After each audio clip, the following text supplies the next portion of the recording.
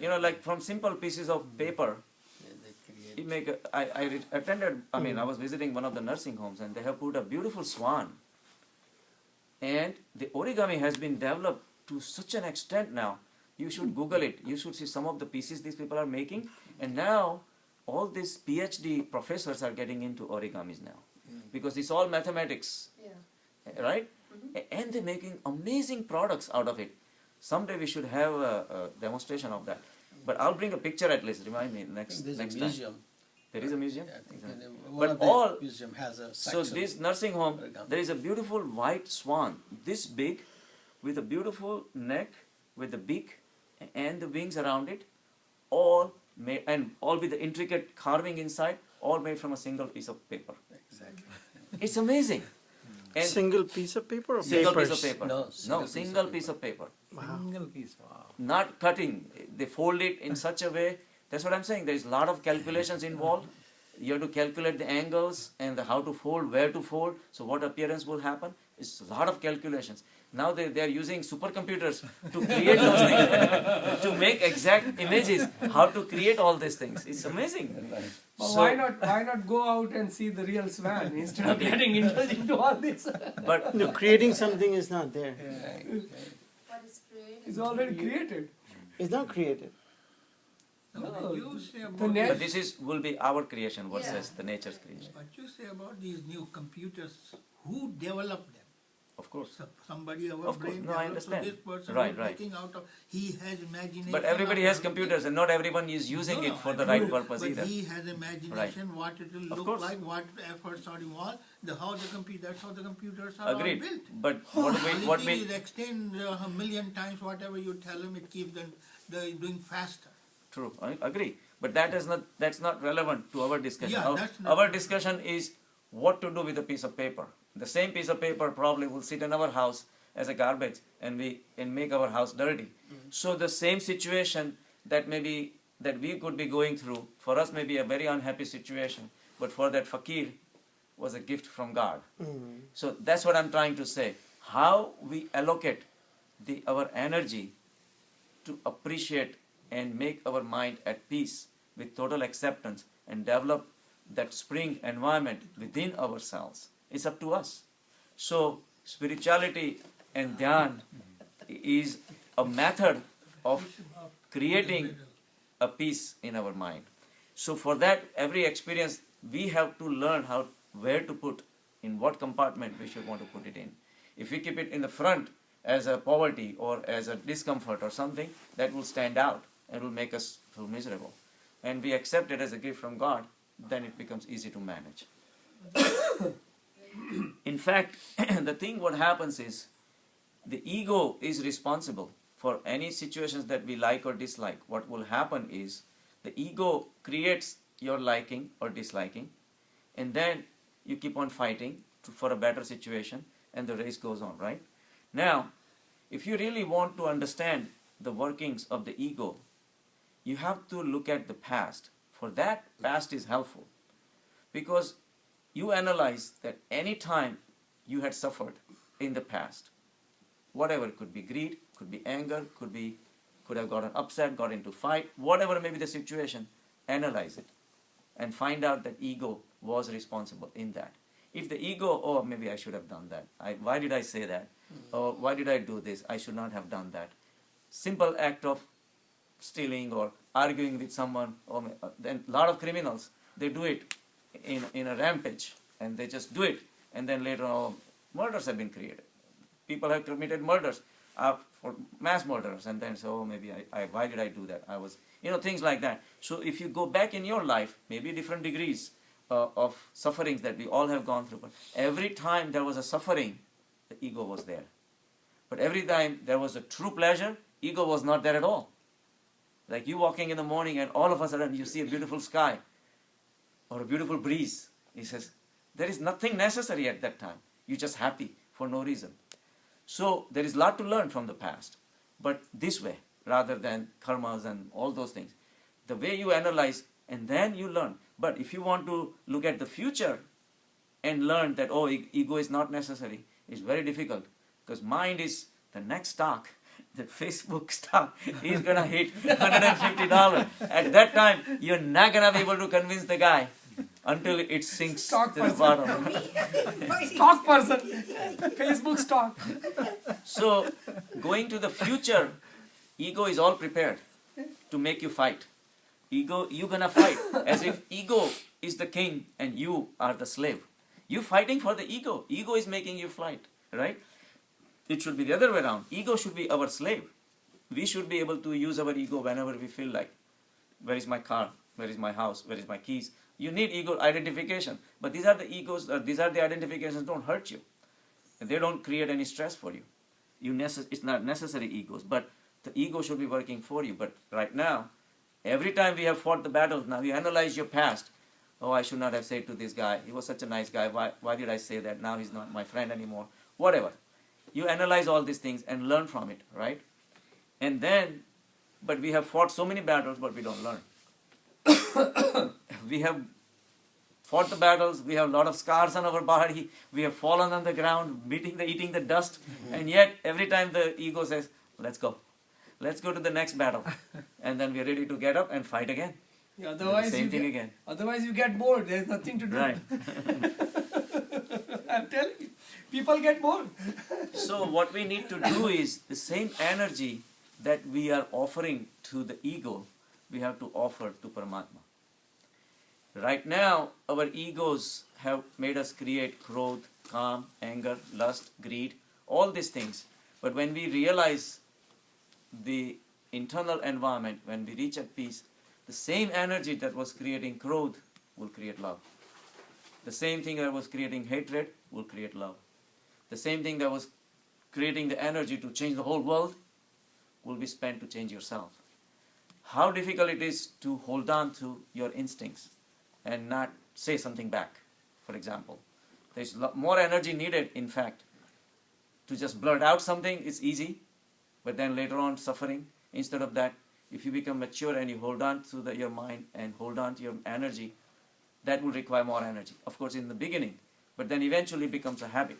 Then you don't even respond like that. So all these things are necessary.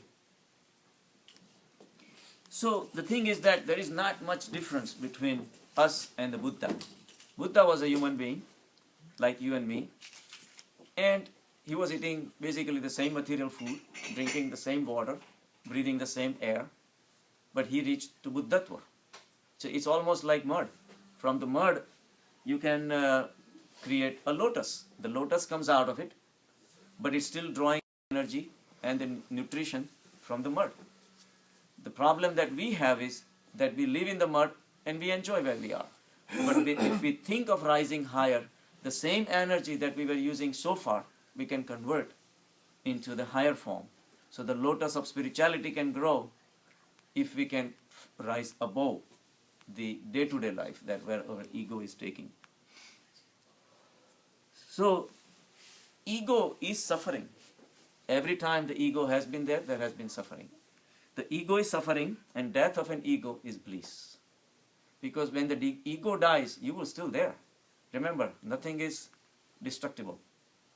Even if the ego dies, the experiences that you're going to go through will be still there. It's not that just because you don't have ego, you won't have friends.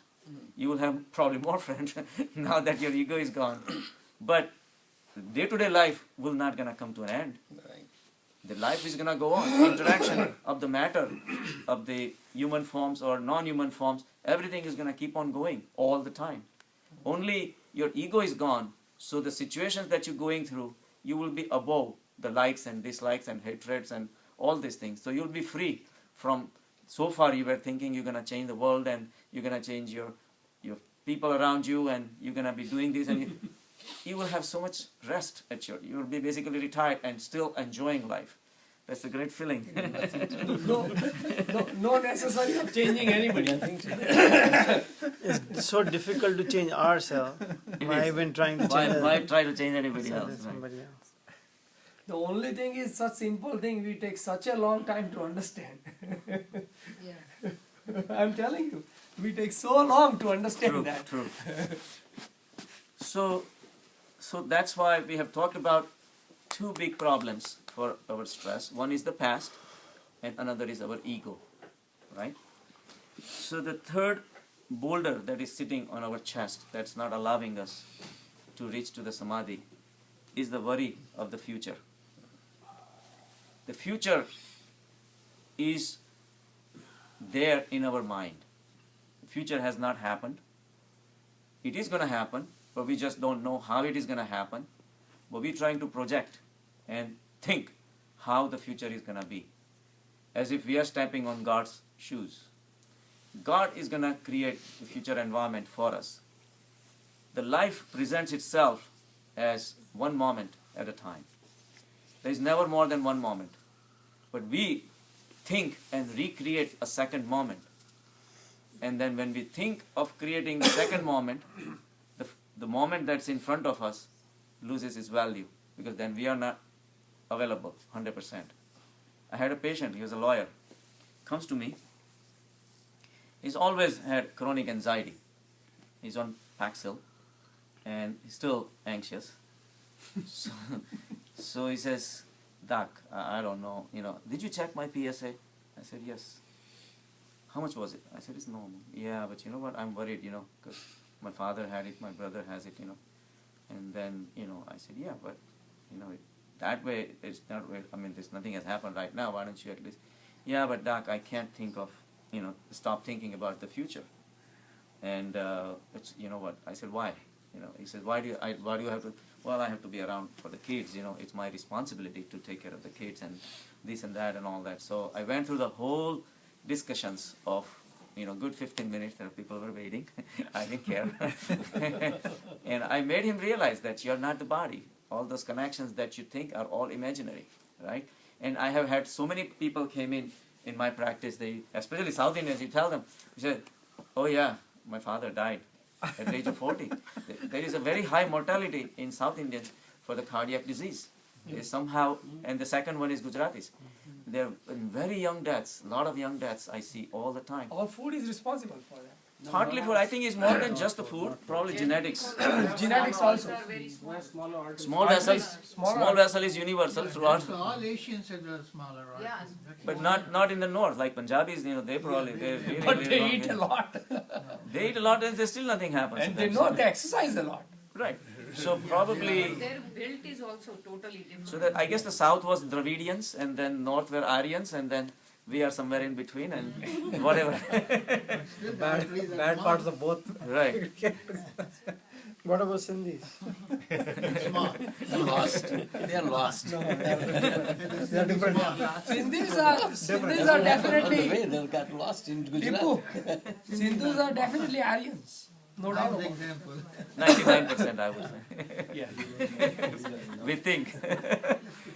So I told him, I said, There I are have some had, Sindhis, they are mystery. They will reply in vain. right. Sorry, I'm sorry. We have two of them. Okay, let's continue. So, Okay, I need a quiet floor. yeah. So there were kids whose father have died long time ago and they grew up perfect. I said, do you miss your father? Yes, I do. Did it really affect your life? No. When something happens, the life goes on, and like if you cut a branch, the bottom part of the branch takes life, and the tree of life moves on basically. So when we realize the higher level of consciousness, we don't remain a doer anymore. Okay, nobody's trying to say that, okay, you die tomorrow because you're not needed. But if that comes, it's okay. It's not the end of the world. You do the best you can. But worrying about it for the future, what is going to happen, what's going to happen to my kids, this and that, you're destroying. You're not even available for your own children. And he says, you're right, Doc. And then I explained to him, your existence is not just the body and the mind. You're beyond all these things. And then he realized it so good, very intelligent guy. He had the maximum smile on his face. He says, Doc, that is utopia. This is perfect life. What's wrong with this life? He walked in with a very serious face. He says, Doc, you are in a wrong profession. So, દાઢી વાળી વધારે કરો અને તમને અમે ભગવા વસ્ત્રો અમે આપીશું ગિફ્ટ. અરે તમારે ખાલી ટાઈમ જ કાઢવું પડે આવું લાઈન લાગી જાય. I told him, I said, I'm in a perfect profession. I am synchronized with my profession. True. So, हम लोग मेन में चलेंगे सब अपना कपड़ा चेंज कर देना. right.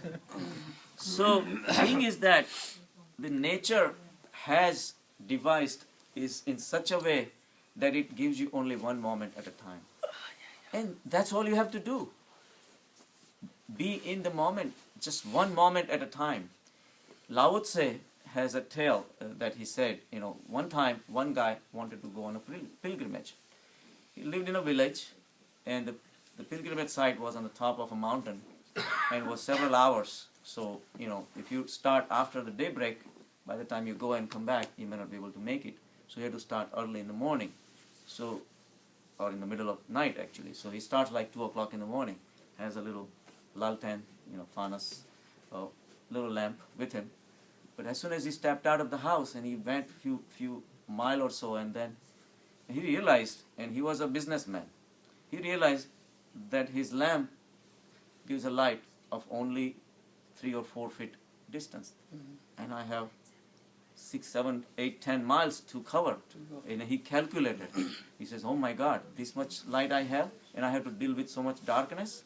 So he just sat down. He says, "I can't go anymore." So a few minutes later, one guy is passing by, has even a smaller lamp than him, and he keeps going. He says, "Aren't you worried? That tiny lamp like this, how are you going to fight the darkness?" He says, "All I worry is 1 foot, Around me. and then next foot will take me further." So that's in our head, that we think too much of the future and then create a big picture for ourselves, and in that process we lose the fun of living even for one moment that we have, right? So there was another story in Lao Tse's Tao Te Ching, because there was a father wanted to move the mountain, the whole mountain. So he says, this mountain is stopping the flow of the water, the river, and is diverting us from all the villagers. So let's move the mountain. So everybody said, the guy is crazy. How can you move the mountain? He says, that's no problem. We'll do it. So he starts, one stone at a time. Starts moving. And he goes on, then everybody's watching, this guy's crazy. A week goes by, 2 weeks goes by, and then one of his sons says, "Dad, let me help you." So he comes in, he joins in. Then 3 other sons comes in and joins. So 4 of them were like. Meanwhile, it goes on for a few months, and some villagers came in. Yeah, that's not such a bad idea. Let's move some stone, this and that. Meanwhile, the whole process went on for a year, and the guy died, but the whole village got involved, and the mountain was moved after a few years, and then the river started flowing. So all it took was one stone to move to start the process. So Lao Tse says that journey of 1,000 miles starts with first step. So our first step is the present moment. So worrying about the future and I want to do this and make these goals and this and that and all that, it just creates unnecessary disturbances in our mind and robs us of our peace.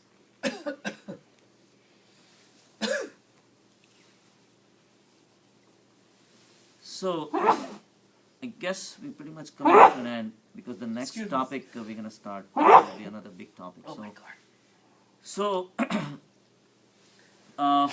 so far we have basically, I'll just recapture, is the past, the burden of the past, we should give up.